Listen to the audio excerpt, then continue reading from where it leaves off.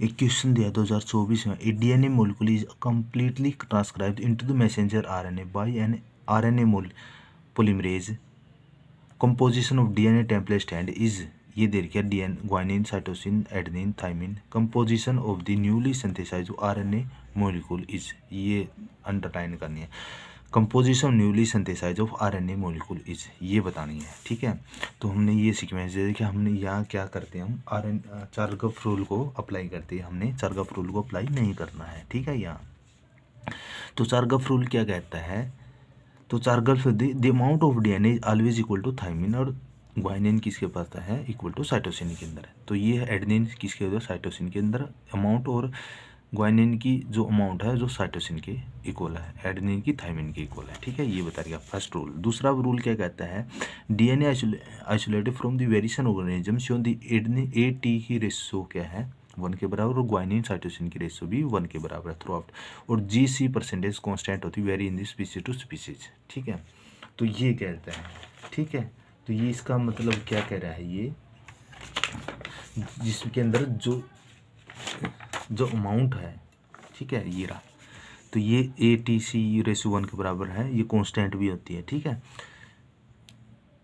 ये कांस्टेंट होती है, जिसमें GC की रेशो जो ज़्यादा अमाउंट के अंदर मिलती है। ठीक है, जैसे न्यूक्लियोटाइड सीक्वेंस पढ़ते हैं उसके अंदर ज़्यादा मिलती है, तो वो स्पीसीज स्पेसिफिक, जैसे ह्यूमन हो गया। ठीक है, वो स्पीसीज क्या स्पेसिफिक, ये रहा कांस्टेंट, ये रहा, ये कांस्टेंट होते हैं, जिसके अंदर कांस्टेंट हो वो स्पीसीज स्पेसिफिक, और कुछ स्पीसीज के अंदर वेरी भी करती है, तो वो वेरिएबल है। ठीक है, नहीं कि स्पीसीज स्पेसिफिक है, उसकी वैरायटी अलग अलग होती है, दूसरी स्पीसीज से बिलोंग करती है वो, जब GC की काउंट करते हैं तब। ठीक है, यदि हैं ज़्यादा अमाउंट के अंदर पड़ते हैं GC, ठीक है, तो वो स्पीसीज स्पेसिफिक है। जैसे ह्यूमन के अंदर न्यूक्लियोटाइड के अंदर जब एक नुकते हैं जैसी होती है, adenine thymine guanine cytosine nucleotide sequence होती है, तो उसको काउंट करते हैं, तो 1 2 3 4 5 9 जैसे काउंट करते हैं, तो उसके अंदर ज़्यादा मिलती हैं, तो वो स्पीसीज स्पेसिफिक होते हैं। तो ये बता रहे इसके अंदर। ठीक है, तीसरा लो है concentration of purine is always, तो इक्वल है, प्यूरिन किसके अंदर है, पैरामीडियन के अंदर होता है, इक्वल टू। ठीक है,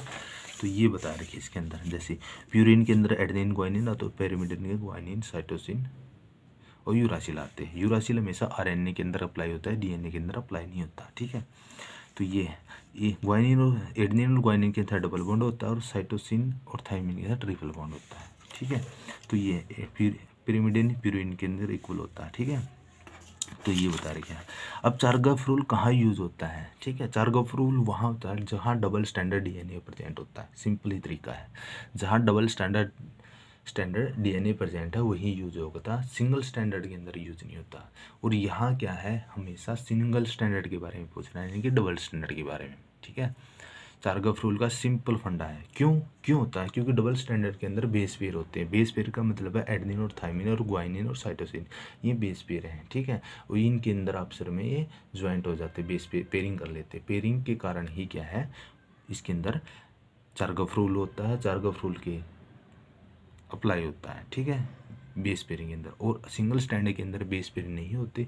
एडेनिन और थाइमिन ग्वाइनिन साइटोसिन आपस में क्या है, लिंक नहीं होती, पेयरिंग नहीं होती, तो इसलिए वहाँ चारगफ रूल अप्लाई नहीं होता। ठीक है, तो ये सिंपल तरीके से है। ठीक है, ये बता दें डबल स्टैंडर्ड के अंदर यूज होता है। ठीक है, और बस ये बता दिया हमने। हाँ, एक और थोड़ी इन्फॉर्मेशन, जो DNA है वो मोर स्टेबल होता है RNA के कंपेयर में, क्योंकि उसके अंदर क्या है, उसकी केमिकल जब कंपोजिशन देखते हो उसके अंदर डीऑक्सीराइबोज मिलता है, तो इसके कारण ही क्या है, वो मोर स्टेबल होता है एज कम्पेयर टू RNA। ठीक है, तो ये हो गया। ठीक है, अब हमने क्वेश्चन तो सब पढ़ लिया, हमने अब क्या करना है, क्वेश्चन तो सोल्व नहीं होगा ना ऐसे, तो हमने तो newly synthesize of the RNA molecule बताना है। तो यहाँ तो चारगफ रूल पढ़ा है, चारगफ रूल तो अप्लाई ही नहीं हो रहा, तो इसके अंदर ओवरऑल देखे तो हो नहीं रहा। तो हमने तो कंपोजिशन DNA के अंदर के तो हो ही नहीं रहा, तो RNA की देखिए। अब RNA के कैसे निकालने हैं हमने, ये है।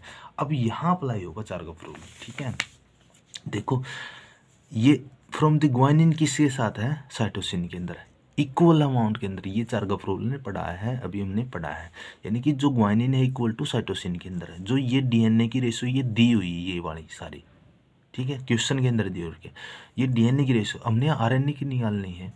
तो ग्वानिन इक्वल टू साइटोसिन के अंदर, इसका मतलब तो ये जितनी अमाउंट हो वो इतनी ही इसकी अमाउंट होगी, साइटोसिन की होगी। जितनी अमाउंट साइटोसिन की है 18 है, तो ग्वानिन की भी 18.5 होगी। ठीक है, ये चारगफ रूल ने बताया है, अभी पढ़ा हमने, यहाँ अप्लाई हो रहा है चारगफ रूल।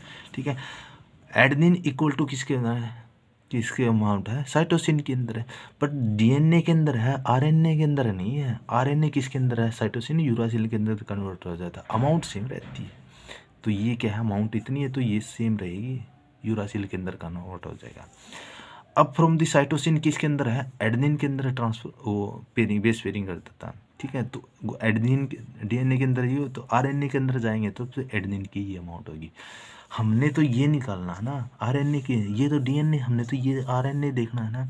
तो आरएनए देखो, साइटोसिन है 24 है, ग्वानिन है 18 है, यूरासिल है 24.6 है, और क्या है यू है एडेनिन है तो 32.1 है, 32.8 है, सॉरी। ठीक है, तो ये लेनी है, यही हमने यहाँ ये कर ली। ग्वानिन की 18 होगी, ये थोड़ा ये ऊपर कर लिया मैंने, ग्वानिन ऊपर कर लिया, साइटोसिन की 18 होगी, साइटोसिन की 24 होगी, एडेनिन की 32.8 होगी, यूरासिल की होगी। अब देखो क्वेश्चन यहाँ से सॉल्व करेंगे, क्या ये मैच हो रही हैं, देखो किसके अंदर मैच हो रही है। ग्वानिन की 18 कहाँ दे रखी है, 18 ग्वानिन की नहीं दे रखी, नहीं दे रखी, ये दे रखी है ग्वानिन की 18। साइटोसिन की देखो, साइटोसिन की कितनी 24.1 साइटोसिन की है, और एडेनिन की कितने है 32.8 है, और ये क्या यूरासिल की है 24.6। तो इसका थर्ड इसका ऑप्शन आ जाएगा करेक्ट। ठीक है, अब देखो इसमें क्या अमाउंट के अंदर डिफरेंट है, ये डीएनए की दे रखी है, ये सिंपल ये जो डी है यही दे रखी है, बट यूरासिल को कन्वर्ट कर रखा है वैसे उन्होंने। ठीक है, तो ये दे रखी है, तो इसलिए ये भी नहीं होगा, ये भी नहीं होगा, और ये भी नहीं होगा, कन्फ्यूजन। अब क्वेश्चन देखो, ये तो चलो अमाउंट अलग अलग है, इन्होंने तो वो आइडेंटिफाई नहीं कर सकते, ये तो सेम है, बस अमाउंट चेंज है। तो इसका मतलब ये क्वेश्चन का आंसर क्यों नहीं हुआ, और ये इसका क्यों होगा, क्योंकि जब हमने ये कंपोजिशन करी ना डीएनए की, क्योंकि डीएनए की दे रखी इन्होंने, ये क्या डीएनए की दे रखी है, बट ये चेंज करके है, और जब हमने निकालनी है आरएनए की बिना, तो आरएनए की ये होगी।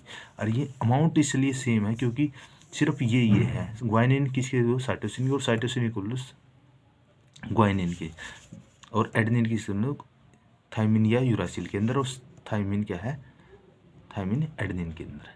तो बस ये इससे क्वेश्चन निकल जाए, थर्ड इसका ऑप्शन है करेक्ट।